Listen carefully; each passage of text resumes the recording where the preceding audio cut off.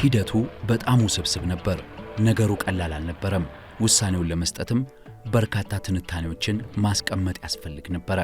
አሜሪካና እስራኤል አያቶላ አሊ ካሜኒን ለመግደል ኢራንን ለማንበርከክ የሄዱበት ርቀት በጣም ረጅም ነው። ነገሩ ግን የቅጽበት ነው። አያቶላ አሊ ካሜኒ እንዴት ተገደሉ? እስራኤልና አሜሪካ ያደረጉት ምንድነው? ኢራን ዛሬም ቆማ አያቶላ አሊ ካሜኒን ባትቀብርም እንኳን ዛሬም አልተሰበረችም። ነገሩ የሆነው እንዴት ነው? ቅጽበቱ ምን ይመስል ነበር? ከመጋረጃው ጀርባ ያሉ ታሪኮችን ለማድመጥ የቅዳሜ ገበያ ዩቲዩብ ቻናልን ሰብስክራይብ አድርጉ። ትኩስ ትንታኔዎቻችን እንዲደርሷችሁ የደወል ምልክቱን ይጫኑ። ቅዳሜ ገበያ። ጉዳዩን ለመፈጸም 2 ሰዓታት ሲቀራቸው አውሮፕላኖቹ ተነስተዋል። ከእስራኤል የተነሱት አውሮፕላኖች የእስራኤልን የአየር ክልል አልፈው መካከለኛው ምስራቅን አቋርጠው ወደ ፋርስ ባህረ ሰላጤ ወደ ኢራን ማቅናታቸውን ቀጥለዋል። ቀላል ሂሳብ አይጠይቅም። ከፍተኛ ስሌት የሚጠይቅ ኦፕሬሽን ነበር። የእስራኤል አውሮፕላን አብራሪዎች ነጋ ብለው ነው የተነሱት። ከጠዋቱ 12 ተኩል ላይ የእስራኤልን አየር ክልል ለቀው ወደ ኢራን ጉዞ ጀመሩ። አውሮፕላኖቹ ኤፍ-15 ኢግል የሚባሉት ናቸው። ኤፍ-15 ንስር አውሮፕላኖች። ኤፍ-15 ንስር የመጀመሪያ በረራውን ያደረገው በፈረንጆቹ አቆጣጠር በ1972 ነው። ከ50 ዓመታት በላይ በሰማይ ላይ በሯል። ነገር ግን በዓመታቱ ሁሉ በርካታ ማሻሻያዎች ተደርጎለታል። ድምፁ የማይሰማ፣ ሲበር የማይታይ፣ ራዳር የማይመታው ከፍተኛ ቴክኖሎጂዎችን የታጠቀ አውሮፕላን ነው ኤፍ-15 ኢግል አውሮፕላን። በሰዓት 1900 ማይል ወይንም ከ3000 ኪሎ ሜትር በላይ በሰዓት ይወነጨፋል። አፍንጫውን ወደ ሰማይ ቀጥ አድርጎ የመሬት ስበትን ሕግ ጥሶም መብረር ይችላል። ኤፍ-15 ልዩ አውሮፕላን ነው። ለዓይን ሳይታይም ኢላማውን ይመታል። ኤፍ-15 በብዛት የአጭር ርቀት ሚሳኤሎችን ይታጠቃል። በብዛት የሚመታውም አውሮፕላኖችን ነው። ለዚህኛው ዘመቻ ግን ከባድ ሚሳኤሎችን የጫነው ስፓሮ ሚሳኤሎች ይባላሉ። ራፋኤል ዲፌንስ ሲስተም የሚያመርተው ሚሳኤል በጣም ዘመናዊ ሚሳኤል ነው። የአየር ላይ ባሊስቲክ ይሉታል። ሲተኮስ ራሱ ወደ ጎን ሳይሆን ወደ ላይ ይነሳል፣ ይወነጨፋል። አቅጣጫ ጠቋሚ ራሱ ላይ ያለው ሃይፐርሶኒክ ሚሳኤል ነው። ከድምፅ ይፈጥናል። 1000 ኪሎ ሜትር ርቀት ላይ ቢተኮስ ኢላማውን መምታት ይችላል። አውሮፕላኑ ወደ ኢላማው አካባቢ መጠጋት አይጠበቅበትም። ገና ከበርካታ ኪሎ ሜትሮች ላይ ይተኮሳል። ኢላማ የማይስት አንድ ወንበር ምታ ቢባል ሺዎች ኪሎ ሜትሮችን አቋርጦ ያችን ወንበር የሚያደባይ ሚሳኤል ነው ስፓሮ ሚሳኤል። የጦር አውሮፕላኖቹ ተነሱ። ከእስራኤል ኢራን ለጦር አውሮፕላኖቹ የ2 ሰዓታት በረራ ነው። ጉዞአቸው ደግሞ ወደ ቴህራን ነው። ዘመቻው በጣም ጥብቅ ነው። አያቶላ አሊ ካሜኒን የሚያድን ዘመቻ ነው። እኚህ ሰው በጣም ልዩ ሰው ናቸው። ለእስራኤልና አሜሪካ የጠላቶች መጨረሻ፣ የጠላቶች ቁንጮ ናቸው።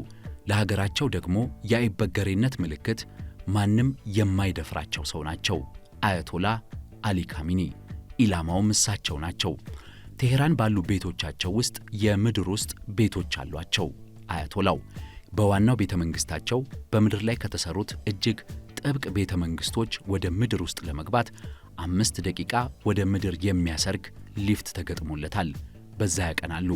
እዛው ደግሞ ቢያንስ 2 የምድር ውስጥ ቤቶች እንዳሏቸው ይታመናል። በሰኔ የ12 ቀን ጦርነት ወቅት እስራኤል በኢራን ውስጥ በርካታ የምድር ውስጥ ቤቶችን ስታፈራርስ ነበረ። በሊባኖስ ሄዝቦላህ ሐሰን ነስረላህን በምድር ውስጥ ገድላለች። ያንን ልምድ ተጠቅማ አያቶላውን ማሰስ ጀምራለች።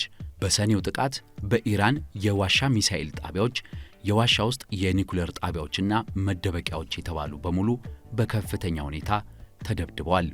አያቶላ አሊ ካሜኒም ከሰኔ በኋላ በብዛት በሕዝብ ዘንድ አልታዩም። ተደብቀው ነው የሚኖሩት። እዛው የምድር ውስጥ መሸሸጊያቸው ውስጥ ተሰውረው ከርመዋል። አሜሪካና እስራኤል ሰኔ ላይ አያቶላ አሊ ካሜኒን ስላላገኙ ዕድላቸው በጣም ጠባብ መሆኑን ያውቃሉ። የተገኘች ዕድል ማምለጥ የለባትም። ስለዚህ የአያቶላን መዘናጋት መጠበቅ ነው ዋነኛ ሥራቸው። የተገኘችዋን ቅጽበት ደግሞ መጠቀም። ይህ ለአሜሪካና ለእስራኤላውያኑ ግዴታ ተብሎ የተቀመጠ ነው። ለዚህ ደግሞ መረጃ በጣም ወሳኝ ነው። እስራኤልና አሜሪካ የ10 ዓመታት የስለላ መረብ በኢራን ውስጥ ዘርግተዋል። ሰፊ የመረጃ ቋትም አላቸው። ከሁሉም አቅጣጫ አያቶላውን ከበዋል። መረጃ አቀባዩ በጣም ብዙ ነው። ምንም መረጃ እንዳያመልጥ ነው የሚሰራው። አሊ ካሚኒ ብቻ አይደሉም የሚሰለሉት። በዙሪያቸው 2-3 ረድፍ ያሉ ሰራተኞች፣ ቤተሰቦች፣ ጠባቂዎች፣ የመንግስት ሰዎች፣ አንድም ቀዳዳ አልቀረም። ሁሉም ይሰልላል። ስለ ሁሉም መረጃ ይሰበሰባል። ሞሳድና ሲአይኤ በኢራን ውስጥ ያሰረጓቸውና በኢራን ውስጥ ያማለሏቸው ሰላዮች ይህንን መረጃ ያቀብላሉ። ቤተሰባቸው ተለቅሞ ይሰለላል። ልጆቻቸው፣ የልጆቻቸው ባልና ሚስቶች፣ ቤተሰቡ ዙሪያውን በሙሉ አንድም ሳይቀር መረጃ ይሰበሰባል። አማካሪዎቻቸው እንደ ጥላ የሚከተሏቸው ሰላዮች አሏቸው። ማንም ሰው አልተረፈም። ከአያቶላ ጋር ቀረብ ባለ የተባለ ሰው በሙሉ እያንዳንዱ ይሰለላል። በየቀኑ፣ በየሰዓቱ፣ በየደቂቃው የአያቶላ አሊ ካሚኒ ውሎ ይቃኛል። መረጃው ይሰበሰባል። ቀን ይጠበቃል፣ ይተነተናል። ቀኑ ሲገኝ ደግሞ ኢላማ መሳት የሚባል ነገር ስለሌለ ዝግጅቱ ቀጥሏል። እስራኤል የኢራን የመረጃ መረቦችን ሰርጋ ገብታለች። የትራፊክ መብራቶች፣ የጎዳና ካሜራዎች እያንዳንዱ ተጠልፈዋል። እናም በየቀኑ የሚያመልጣቸው ነገር የለም። የሞሳድ ልዩ ምርመራ ክፍል A200 የሚባለው መረጃዎች አጠናቅሮ መጨረሱን አሳወቀ። ጠባቂዎች መቼ እንደሚቀያየሩ፣ መቼ እንደሚያልፉ፣ ሰራተኞች መቼ እንደሚገቡ እንደሚወጡ፣ በር መቼ እንደሚከፈት እንደሚዘጋ፣ ምግብ መቼ እንደሚቀርብ፣ ቆሻሻ ሳይቀር እንኳን መቼና የት እንደሚጣል አጥንቶ ጨረሰ። ሁሉም በአያቶላ ዙሪያ ያለው መረጃ ተጠናቀቀ፣ አለቀ። ልክ እንደ እንቆቅልሽ ነው። እያንዳንዱን ነጠብጣብ በመገጣጠም ነው ቁልፉ የሚገኘው ብሎ ሞሳድ መረጃውን ጨረሰ። በአካባቢው ያሉ የስልክ ታወሮችም ተጠልፈዋል። በአካባቢው ያለው እያንዳንዱ ንግግርና መረጃ ተገጣጠመ። ቁልጭ ያለ መረጃውን አመጣው። ሲአይኤና ሞሳድ ይናበባሉ። ቴክኖሎጂውን በአግባቡ ተጠቅመዋል። የሰው ኃይላቸውን በኢራን ውስጥ በሚፈልጉት ልክ አስርገዋል። ከቅርብ ሰዎቻቸው በላይ የአያቶላ አሊ ካሚኒን የዕለት ተዕለት ውሎና ልዩ ትኩረቶች፣ ልማዶች የሚያውቁት ሲአይኤና ሞሳድ ሆኑ። ከመደበቂያ የሚወጡበትንም ቀን መጠበቅ ቀጠሉ። አንዴ የምትከፈተዋን ዕድል፣ አንዴ ከተበላሸች የማትገኘዋን ዕድል ለዓመታት፣ ለወራት፣ ለሳምንታት ያለመታከት ጠበቁ። የእስራኤል የስለላ ድርጅት ሞሳድ ካሚኒ አንድ ስብሰባ እንዳላቸው አወቁ። አጋጣሚው ደግሞ ቁልፍ ሰዎች የሚገኙበት ነው። አያቶላህ ከምድር ስር ካሉት 2 ቤቶች ወጥተው መሬት ላይ ባለው ልዩ ጥብቅ ቤታቸው ላይ ስብሰባውን እንደሚያከናውኑም አወቁ። የማይገኝ ዕድል ተብሎ በሞሳድ ሰዎች በጉጉት መጠበቅ ጀመረ። በአንድ ጊዜ በርካታ ሰዎች የሚገኙበት ስብሰባ ሆነ። አንዱ ጀነራል መሐመድ ፓክፖር ናቸው፣ የኢራን እስላማዊ አብዮታዊ ዘብ ዋና አዛዥ። ሁለተኛው ጀነራል አሲስ ናዚር ዛዴህ ናቸው፣ የኢራን የመከላከያ ሚኒስትር። ሦስተኛው አድሚራል አሊ ሻምካኒ ናቸው፣ የኢራን ወታደራዊ ምክር ቤት ሰብሳቢ። አራተኛው ሰይድ መጂድ ሙሳቪ ናቸው፣ የኢራን አየር ኃይል አዛዥ። አምስተኛው መሐመድ ሼራዚ፣ የኢራን የደህንነት መስሪያ ቤት ምክትል ሚኒስትሩ። ቀሪዎቹ ደግሞ የአያቶላ ቤተሰቦች ናቸው። ልጆቻቸው ሙጅተባ ካሚኒ ከነቤተሰቡና ሴት ልጃቸው ቦሺራ ካሚኒ ከነቤተሰቧ በዛ የስብሰባ ማዕከል እንደሚገኙ ታውቋል። ከምድር በላይ አያቶላ ሊወጡ ነው። የእስራኤልና የሲአይኤ የውስጥ መረጃ ቁልፍ አቀባይ ስብሰባውን አረጋገጠ። ሰዓቱንም አሳምሮ ለሞሳድና ለሲአይኤ አሳወቀ። አንዳንዶች የአያቶላ ጥብቅ ክበብ ውስጥ ሰው እንዳለ ይጠረጥራሉ። ከነዛ መሃል የከዳቸውም እንደሚኖር ይገምታሉ። እውነቱ እንደዛ ነው። የተገኘው መረጃ ቁርጥና ጥርጥር የሌለው መረጃ መሆኑም በውጤቱ የተረጋገጠ ነው። ይህ ለአሜሪካና ለእስራኤል የማይታመን አጋጣሚ ሆነ። ያላሰቡት ግጥምጥሞሽ። አያቶላ አሊ ካሚኒን ሲጠብቁ ከደርዘን ያላነሱ ቁልፍ ሰዎች በዙሪያቸው ሊሰባሰቡ ነው። ሀገሪቷን በአንዴ ሊያደቁ የሚችሉበትን ልዩ አጋጣሚን ያገኙት። ኢራንን መሪዎቿን በመቀንጠስ ሊያሽመደምዷት። እንደለመዱት በሌሊት የሚሆን ጥቃት አይደለም። ስብሰባው ቀን ነው፣ በጠዋት ነው የሚከናወነው። ለእስራኤላውያኑ ይህ ፈታኝ ነበረ። ሌላው ፈተና እቅዱን በሚስጥር መያዝ ነው። እስራኤልና አሜሪካ ሚስጥሩን ቀብረው ውጠው ጠበቁ። ቅንጣት ንቅናቄ ነገሮችን ሊቀይሩ ይችላሉ። ኢራንም ብትሆን ቀላል የስለላ ኔትወርክ አይደለም ያላት። በዓለም ዙሪያ የተበተኑ ሰላዮቿ በሺዎች ናቸው። እናም ትንሽ ፍንጭ ቢታይ ስብሰባው ይሰረዛል። አያቶላ አሊ ካሚኒም ተመልሰው ወደ ምድር ውስጥ ቤታቸው ይገባሉ። ስለዚህ ሚስጥር ወሳኝ ነው። ሚስጥር መጠበቁን አሜሪካና እስራኤል ተሳካላቸው። የእስራኤል አውሮፕላኖች በዕለቱ ቴሄራን ሲደርሱ ገና ንጋት ነው። ኮሽታ አላሰሙም። ባለሥልጣናቱ ደግሞ በአያቶላ ቤት እየተሰባሰቡ ነው። የአያቶላ ቤት የምድር ውስጥ መደበቂያዎችን ጨምሮ ልዩ ልዩ ገጽታዎች ያሉት ነው። የአያቶላው ግዙፍ መኖሪያ ቤት አለ። የጸጥታ ሰዎች መኖሪያ ቤቶች አሉ።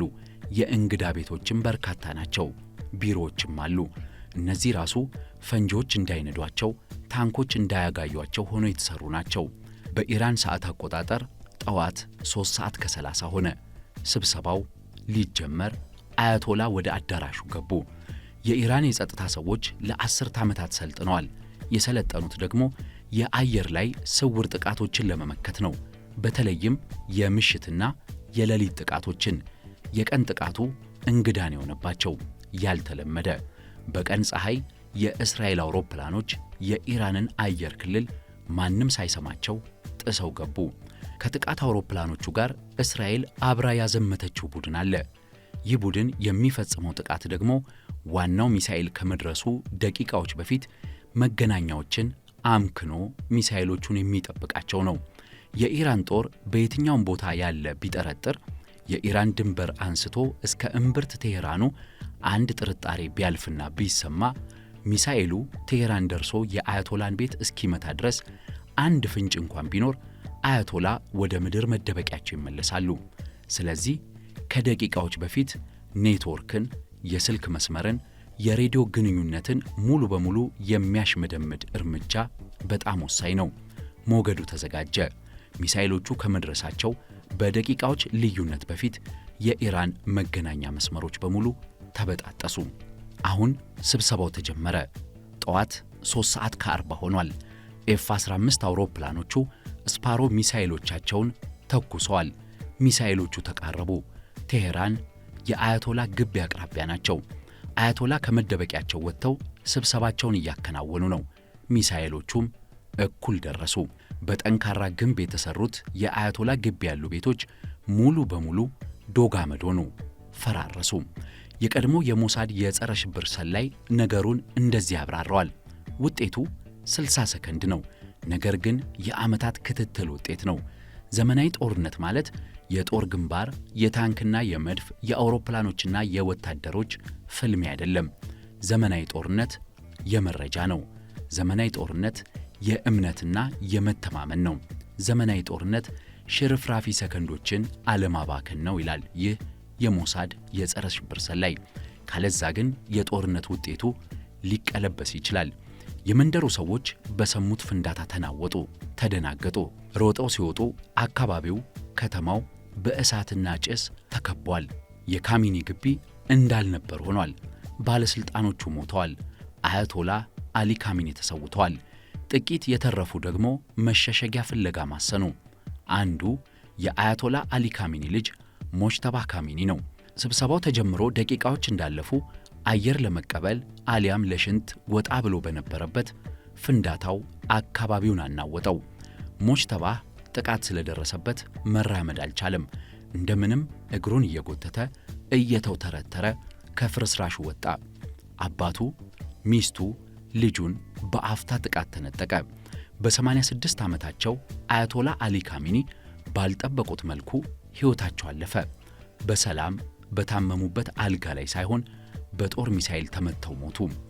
አያቶላ አሊ ካሚኒ ከ1979ኙ የእስላማዊ አብዮት አንስቶ በመከላከያ ሚኒስትርነት፣ በፕሬዝዳንትነት፣ በጠቅላይ መሪነት ከ40 ዓመታት በላይ የመሯትን ሀገራቸውን ጥለው ሄዱ።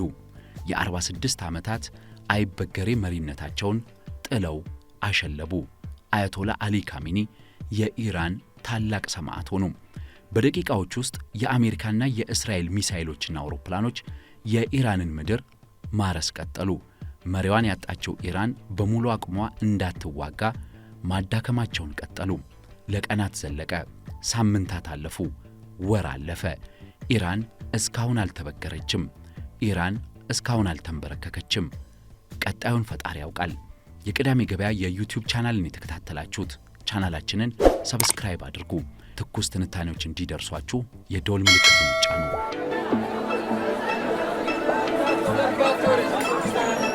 ቅዳሜ ገበያ